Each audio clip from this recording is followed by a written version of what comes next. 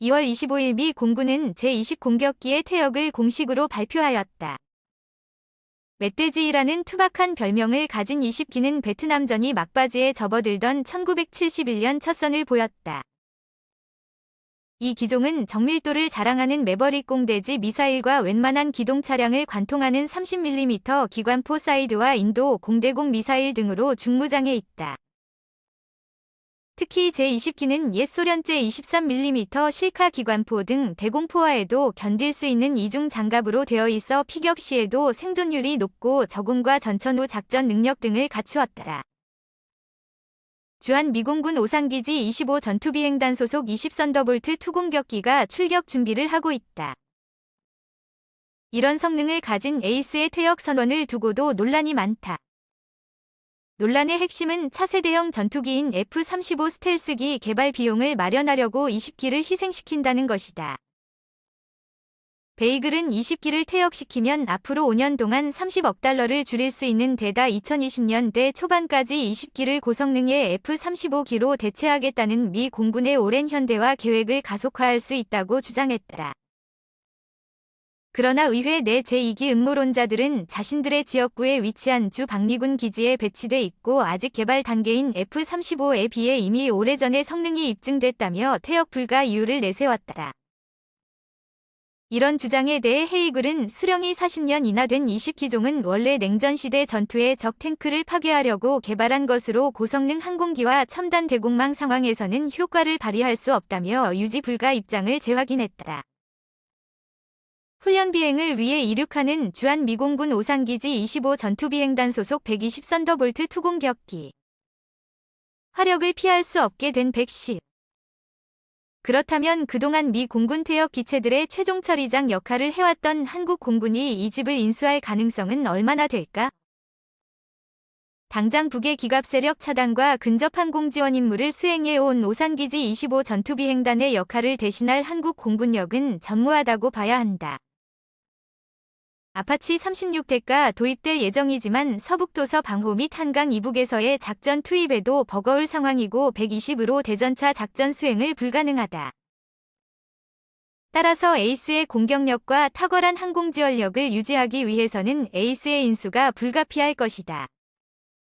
게다가 해군이 도입한다는 DS-3 중고대장기와 엔진도 같은 종류이고 에이스의 간단한 정비 수요 덕분에 유지보수도 수월할 수 있다.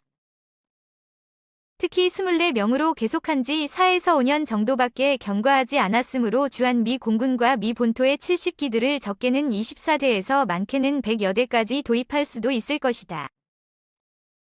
물론 미군이 이 집을 판매할 가능성은 적을 것으로 보인다.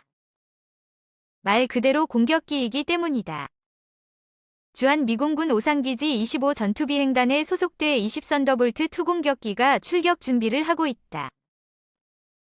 이 인당 1,900억 원 필요한 파일럿을 위해 필요한 기체원래 파일럿 양성 비용이 육군의 전차 한두 대에 만드는 건 우습다 할 정도로 엄청난 비용이 들어가기 때문에 추락한 파일럿을 전문으로 구출하는 특수부대도 괜히 있는 게 아닙니다. 오늘은 파일럿들의 훈련을 위해 동원되는 특별한 기체에 대해서 알아보겠습니다. 전투기 파일럿이 되기 위한 마지막 관문에 탑승하게 되는 기체로서 실제 전투기와 같은 무장을 갖추고 있습니다.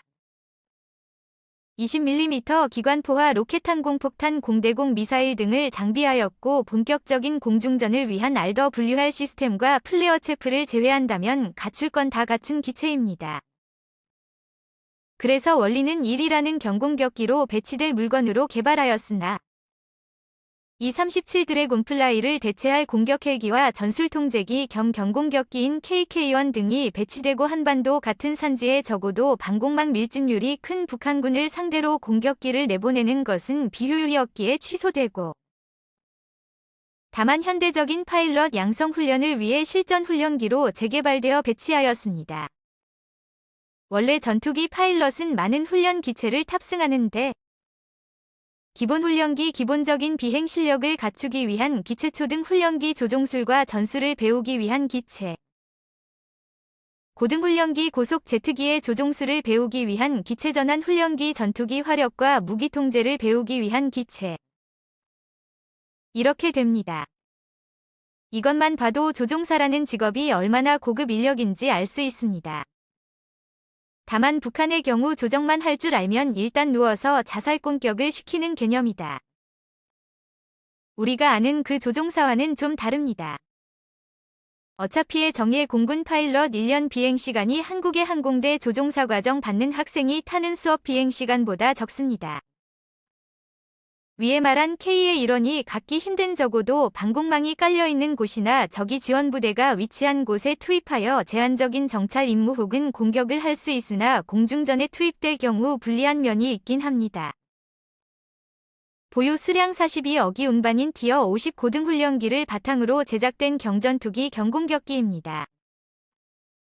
전환훈련기로서 어디까지나 훈련기의 개념인 TW-50과 함께 분파되어 나온 기체로서 사실 이 기체들까지 한 곳에 묶어 골든 이글이라 칭하지만 골든 이글이라 불리는 건 T-52 고등훈련기와 T-52 고객으로 블랙 이글스가 사용하는 그 기체까지만 한정입니다.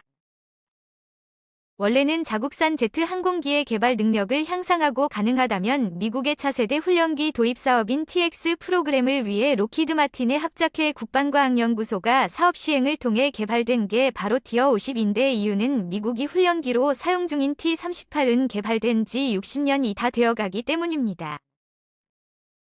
아무튼 훈련기로 시작했으나 너무 뛰어난 성능의 미국의 수출을 열심히 시도하였으나 대부분 사장되었는데 이유는 두 종류 사이에 있다는 점과 훈련기로 쓰기에는 너무 비싸고 전투기로 쓰기에는 너무 효율이 낮았기 때문입니다. 아무튼 그래도 수출 실적은 이미 티어 50계열기 합해 56기인데 현재 계약 진행 중이나 검토 중인 국가만 봐도 성사된다면 200여기 가까이 팔려나간다 할 정도로 준수한 상황입니다.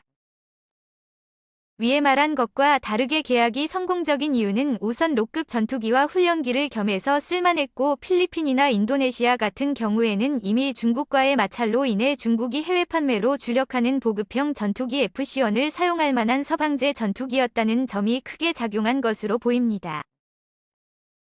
웃긴 건 필리핀의 경우 중국과 직접적인 영해권 분쟁과 마찰이 심하면서도 군사력이 낮아 한국에선 노급 훈련기로 사용되는 티어 50계열을 주력 전투기로 사용할 정도로 말이 아닌 상황인 것도 한몫합니다.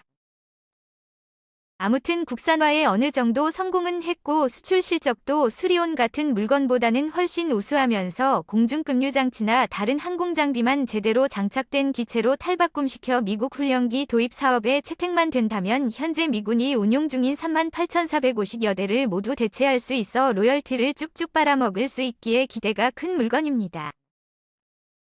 3회계인 기술을 가졌다는 나치의 허황된 스텔스 능력. 안녕하십니까? 오늘은 나치가 만들었다는 호르텐의 129구 스텔스기에 대해서 알아보도록 하겠습니다.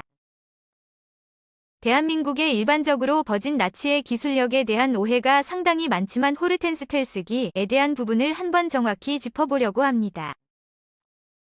실제로 설계 제작도 된 거고 미국의 스미소니언 항공우주박물관에 모형이 전시되어 있는 스텔스기의 최초라 할 만한 물건입니다.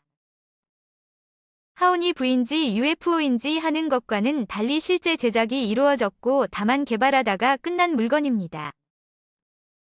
이건 위에 설명했듯 스미소니언 항공우주박물관에 전시된 모형의 일부입니다. 얘는 전투기와 폭격기의 용도를 염두에 두고 가오리 형태 전투기로 만든 물건입니다. 전임난 말 그대로 항공기 전체가 하나의 날개처럼 이어진 형태로 그냥 가오리형 동체라고 보면 됩니다.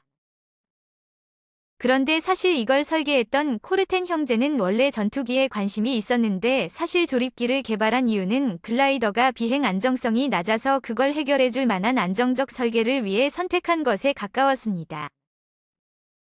근데 형상 자체가 레이더 반사 면적을 줄여져 영국의 체인툼 레이더를 상대로 40%가량의 레이더 반사 면적 감소 효과를 보여주었는데 원래 이들은 그저 글라이더 대체제로 생각해서 설계하다가 고속폭격기가 필요했던 나치 독일 공군의 원수 헤르만 괴링의 눈에 띄어 많은 지원금과 함께 스카우트 해군용으로 개발하기 시작한 게 바로 이 호위 129구입니다.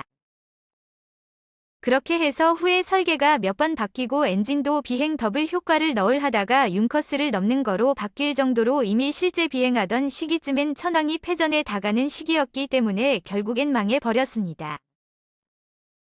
위 스미소니언 박물관에 있는 것도 그 시제기를 갖다가 전시한 겁니다.